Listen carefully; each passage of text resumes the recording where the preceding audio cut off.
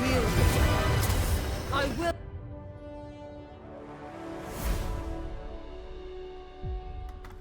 Alright, well, I'm going to do this again because I accidentally muted myself the first time. So, opening my notes on my phone. Just a real quick rundown of all the things you need to know for Moira. Alright, starting out with healing.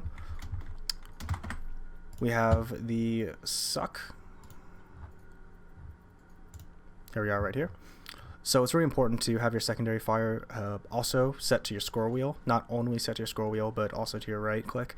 I prefer it down, but you can also change it to scroll wheel up. Doesn't really matter.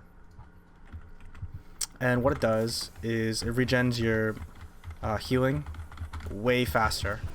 So look how fast this heals compared to this.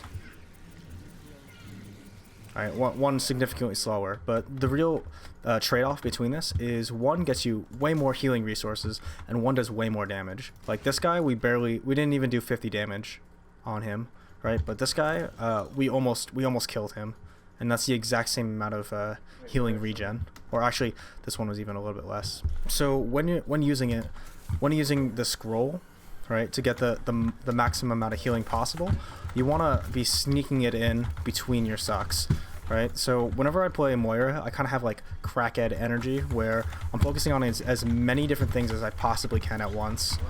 Alright, and this is not a perfect example because you don't want to be like swinging your screen like this, but generally like one heal, suck, healing, suck, healing, back and forth like that will get you pretty much the maximum amount that you can. Now the mechanics for Moira is for her healing, right, is actually a little bit more complicated than people make it out to be. So first off, the healing range is surprisingly long, right? This is 10 meters right here, but actually healing fall off ends at 15. So from all the way back here,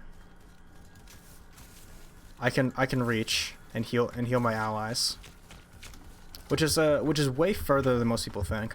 But really, the trade-off for the distance is actually that Moira's healing is a projectile, similar to like Genji's or something, where you have to aim your crosshair in front of your target to hit them. Same thing with Moira. Once you hit a certain range, or it's always a projectile, but at a certain range you have to start leading your shots to making sure you're hitting your healing. And something a lot of other people don't know about her healing is it's healing over time. So if I were to kill a bot right here, right? So look at this man's health. If I just tap heal him like this, he'll actually continue to get healed afterwards. So it's a little bit more than 50. I always just like to sum it up as 2 bars. So if you look at over everyone's head, including your allies, you can see how many bars of health they have, each bar representing 25. The lingering effects last for a little bit more, about like 2.5 bars.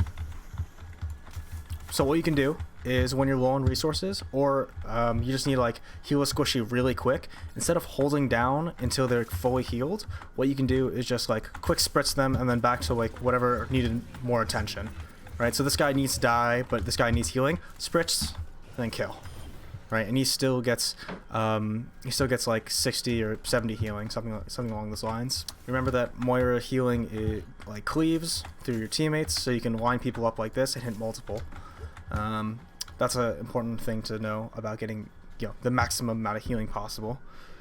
Okay, moving on away from her healing to her orbs, right? Let's talk about when to use which orb. Damage orb should be used for like 3 major things. One is for poking, like say you don't have your charge and it's the beginning of a fight, so you throw it and you just hang out, you get some ultimate charge, whatever, nothing's really happening in the fight yet. Once the fight starts, you don't want to be throwing damage orbs. Damage orbs are pretty much, they pale in comparison to healing orbs. And the reason is, damage orbs only do 200 damage, while healing heals for 300, right? So when you maximize both orbs, you will always be getting more out of your healing than you will be getting out of your damage. Damage orbs is when the fight's over, right, and you're in the cleanup phase, where there's only like 1 or 2 enemies and your teammates are chasing them down. You don't really need to heal up your teammates for this part. You can just throw damage orb and help finish these kills. Oh, there's one more for damage. It's for using coalescence with, but I'll get to that in a moment. Now, talking about healing orbs. Healing orbs is good for maximum healing, right? So both these bots were low, and then like a second and a half later, I can get them all the way back to full, because this does like I think 60 or 65 healing per second with the orb, right? It's the most healing in the game apart from Zenyatta, and I think actually a couple of interactions with amplification matrix, but you know. Every 10 seconds you can have like, you know, maximum amount of healing.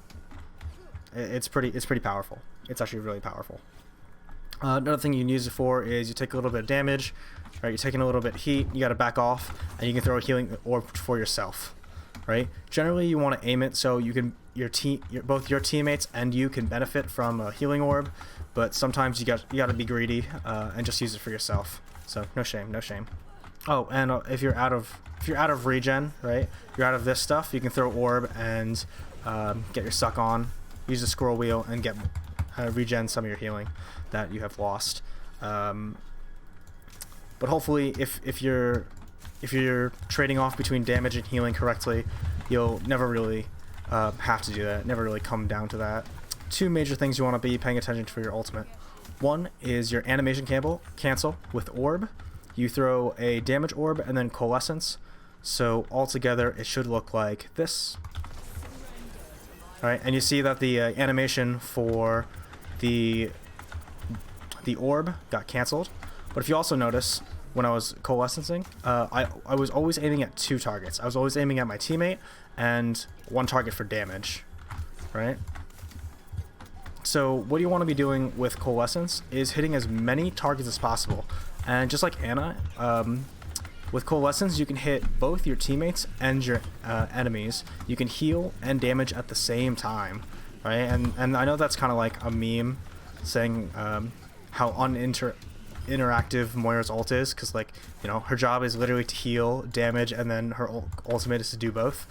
But it's extremely powerful if you can maximize the value.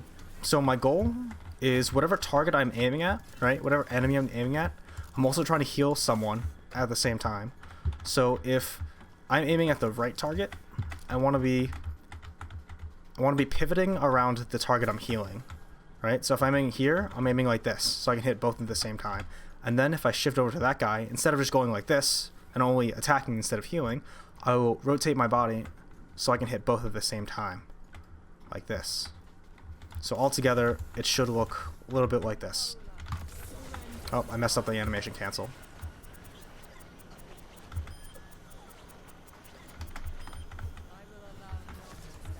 Okay. Oh, and of course, if you want to maximize that value, you stay behind your teammates when you coalescence. If you find yourself in a situation where you have your teammates on one side and the enemies on the other, then you have to pick and choose which way you want to use coalescence. If you're behind them, then you can hit both at the same time. Pretty simple. So one more time, it would look like this.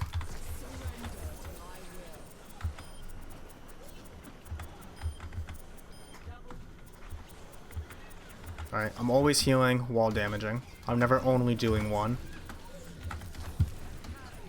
The more people I can hit, the better. So if I can find a way where I can line up both of these guys and an enemy, I'll try to do that.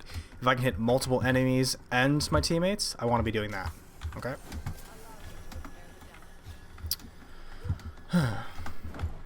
And that's pretty much everything you need to know.